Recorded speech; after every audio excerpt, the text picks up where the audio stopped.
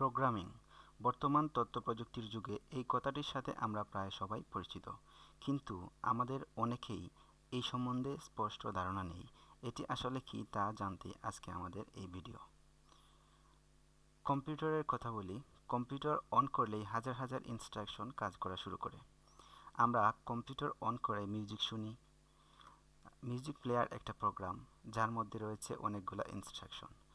আমরা গেম খেলি, এক একটা গেম এক একটা প্রোগ্রাম, রয়েছে অনেক হাজার হাজার ইনস্ট্রাকশন। আর এই ইনস্ট্রাকশনগুলো লেখার কাজই হচ্ছে প্রোগ্রামিং। সহজে বলতে গেলে বলা যায় প্রোগ্রামিং হচ্ছে কম্পিউটারকে কোনো কাজ করার নির্দেশ দেয়া। এখন প্রশ্ন থাকতে পারে, এই কাজটি করা হবে অর্থাৎ কম্পিউটারকে কিভাবে নির্দেশনা দেওয়া হবে।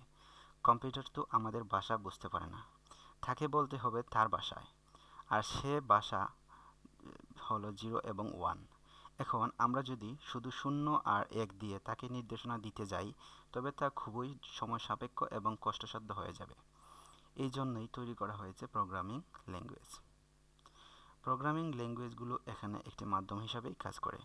এই ভাষাও কিন্তু কম্পিউটার সরাসরি বুঝতে পারে না, আর তাই দরকার একজন ট্রান্সলেটর, যে প্রোগ্রামকে কম্পিউটারের বোধগম্য করে তোলে। এই ট্রান্সলেটরের ভূমিকা পালন করে কম্পাইলার, অর্থাৎ কম্পাইলার প্রোগ্রামিং ল্যাঙ্গুয়েজগুলোকে কম্পিউটারের বোধগম্য করে তোলে। প্রোগ্রামিংয়ের শুরুর দিকে প্রোগ্রাম করা হতো মেশিন ল্যাঙ্গুয়েজ অর্থাৎ 0 এবং 1 দিয়ে। এরপর আসে অ্যাসেম্বলি ল্যাঙ্গুয়েজ।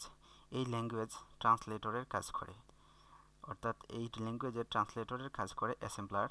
এরপরে আস্তে আস্তে প্রোগ্রামিং ল্যাঙ্গুয়েজ হিসেবে বেসিক, প্যাসকেল, সি, সি++, C sharp, Visual Basic, Ruby, Perl, PHP, Java ইত্যাদি এবং আরও অনেক ধরনের প্রোগ্রামিং ল্যাঙ্গুয়েজ আসতে থাকে।